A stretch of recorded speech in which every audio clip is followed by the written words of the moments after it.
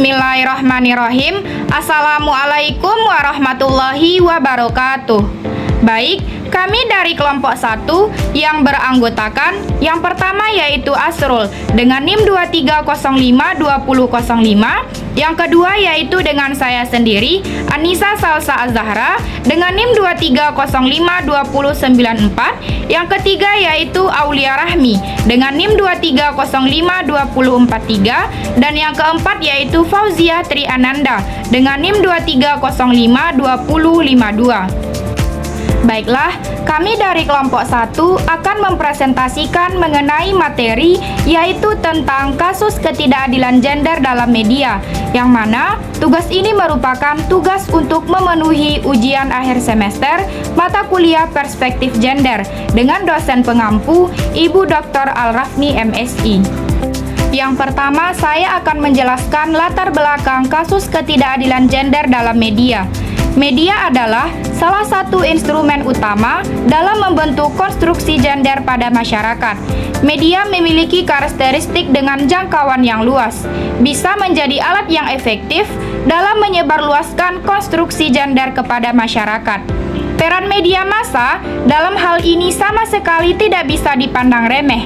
Media massa bukan saja mengajarkan, tetapi juga meneguhkan skema yang sudah terbangun, memberi pembenaran bahkan mendukung kondisi yang memfasilitasi praktek-praktek penindasan perempuan.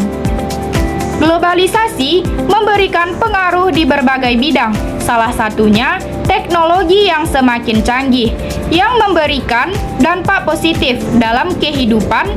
Namun, di samping dampak positif yang diberikan, juga tidak tertutup kemungkinan adanya dampak negatif. Pada saat ini, media sosial dengan berbagai aplikasi seperti WhatsApp, TikTok, Instagram, Facebook, Twitter, dan lain-lain, perkembangan media sosial tersebut memberi kemudahan kepada masyarakat dalam melakukan interaksi sosial. Namun, pada saat sekarang ini, permasalahan baru yang muncul salah satunya yaitu kejahatan berbasis gender online.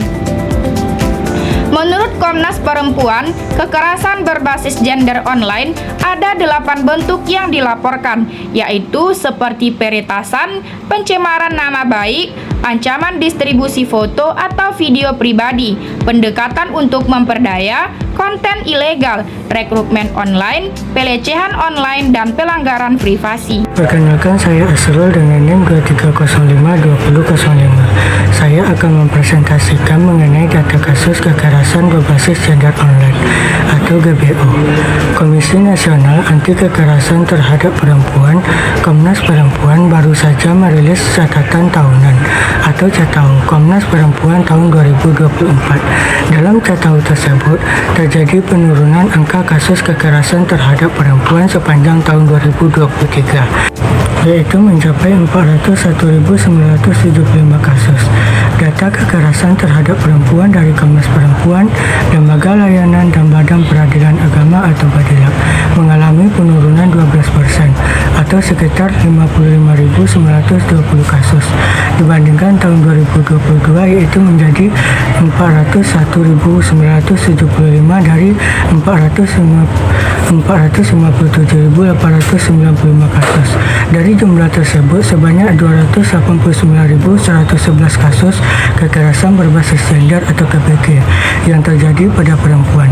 Angka ini sangat jauh jika dibandingkan dengan tahun sebelumnya, yaitu 339.782 kasus. Penjelasan selanjutnya yaitu mengenai teori gender dalam media. Teori gender dalam media adalah pendekatan analitis yang digunakan untuk memahami bagaimana gender dipresentasikan, dipahami, dan dikonstruksi dalam konteks media. Teori gender dalam media mencoba untuk mengidentifikasi dan menganalisis bagaimana media membentuk dan mempengaruhi persepsi kita tentang gender, serta bagaimana media dapat memperkuat atau menantang suatu gender yang ada. Beberapa konsep kunci dalam teori gender dalam media meliputi yang pertama yaitu representasi gender, yaitu mempelajari cara media mempresentasikan maskulinitas dan femininitas melalui karakter, cerita, dan citra visual. Yang kedua yaitu studi stereotip gender, yaitu meneliti bagaimana media seringkali menggunakan stereotip gender yang sudah ada untuk menggambarkan peran dan karakteristik gender. Yang ketiga, pengaruh media terhadap identitas gender, yaitu mempertimbangkan bagaimana media dapat memengaruhi konstruksi identitas gender individu dan persepsi masyarakat tentang gender. Kemudian, yang keempat, analisis wacana gender, yaitu mengidentifikasi dan menganalisis bahasa dan narasi dalam media yang membentuk pemahaman kita tentang gender. Dengan menggunakan teori gender dalam media, kita dapat mengkritisi dan memahami dampak media terhadap konstruksi sosial tentang gender, serta mempromosikan representasi yang lebih inklusif dan beragam dalam media. Perkenalkan, nama saya Fauzia Tidananda, NIM 2305252. Baiklah, saya akan menjelaskan tentang kasus atau fakta. Kasus kekerasan seksual online di Universitas Tadulako memprihatinkan pada Kamis 7 Desember 2023 di Palu. Kasus kekerasan seksual secara online di kampus Universitas Tadulako, Palu semakin memprihatinkan. Komunitas Celebes bergerak menyebut 90% kasus kekerasan seksual secara online yang dilaporkan di Unpad Palu. Pelakunya adalah tenaga pendidik dan juga alumni. Novi Onara menceritakan kasus kekerasan secara online terjadi di kampus Unpad. Di antaranya itu rayuan oknum dosen melalui telepon seluler terhadap mahasiswi dengan iming-iming bisa memperbaiki nilai mata kuliah. Ada oknum dosen yang sengaja memberi nilai buruk kepada mahasiswi, di mana saat mahasiswi itu menghubungi lewat WA, dirayu agar bisa diajak berkencan dan lain-lain. Bukan hanya itu, ada juga kasus di mana oknum alumni kampus yang sengaja merekam pacarnya saat video call dan mengancam akan menyebarnya video jika sang pacar memutuskan hubungan asmara. Banyak motif kasusnya dengan korban mahasiswi, dan tiap tahun kasus kekerasan seksual online ini semakin meningkat di kampus.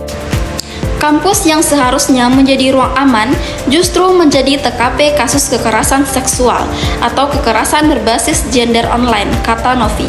Senada dengan Novi, Sri Kandi Kekerasan Berbasis Online menyebutkan angka kekerasan seksual melalui media sosial juga semakin memprihatinkan. Atira Winarsi dari Sri Kandi KBGO menyebut kekerasan seksual secara online bisa dilihat dari komentar-komentar netizen yang mengarah ke hal-hal sensitif adalah bentuk pelecehan. Banyak korban yang mengaku tidak mengetahui kalau tindak itu bisa dikategorikan pelecehan seksual dan bisa dilaporkan. Inilah yang kami lakukan saat ini, melakukan sosialisasi, jelas Atira Winarsi. Lembaga Bantuan Hukum API Sulawesi Tengah mengimbau agar masyarakat yang menjadi korban pelecehan seksual secara online melaporkannya ke pihak yang berwajib. Perkenalkan, nama saya Aulia Rahmi dengan NIM 2305243. Saya akan melanjutkan pembahasan materi yaitu tentang analisis kasus. Baiklah, saya akan menjelaskan kasus yang kami temui, yaitu tentang kasus kekerasan seksual. Kasus kekerasan seksual secara online di kampus Universitas Tadulako merupakan salah satu bentuk kekerasan berbasis gender online karena, sebagaimana yang dijelaskan, bahwa kasus kekerasan seksual tersebut terjadi bermula dari rayuan oknum dosen melalui telepon seluler terhadap mahasiswi dengan iming-iming memperbaiki nilai mata kuliah. Dalam kasus tersebut, dapat dilihat bahwa terjadi ketidakadilan gender dalam media karena rata-rata yang menjadi korban pelecehan tersebut adalah mahasiswi. Hal ini terjadi karena adanya reproduksi kekuasaan dan dominasi teori gender dalam media menyoroti sebagaimana media dapat mereproduksi struktur kekuasaan dan dominasi gender.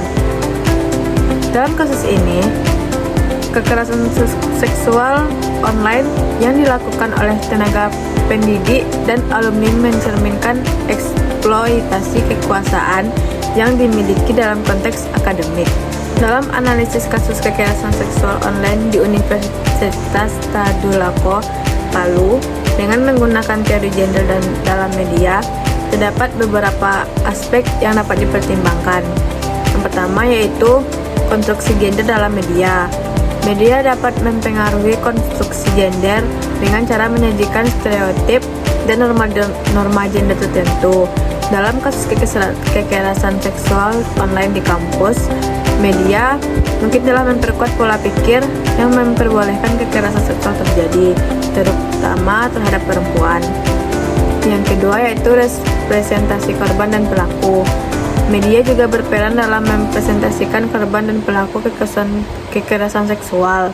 Dalam kasus ini, mungkin terdapat bias dalam representasi korban sebagai mahasiswi dan pelaku sebagai tenaga pendidik atau alumni yang dapat mempengaruhi persepsi masyarakat terhadap kasus tersebut. Yang ketiga yaitu peran media sosial. Media sosial memainkan peran penting dalam penyebaran informasi dan interaksi online. Komentar-komentar yang mengarah pada pelecehan seksual di media sosial dapat memperburuk situasi dan memperkuat budaya kekerasan. Dengan menggunakan teori gender dalam media, analisis kasus kekerasan seksual online di Universitas Tadulako Palu dapat memberikan pemahaman yang lebih dalam tentang bagaimana media memengaruhi persepsi, norma, dan tindakan terkait kekerasan seksual berbasis gender.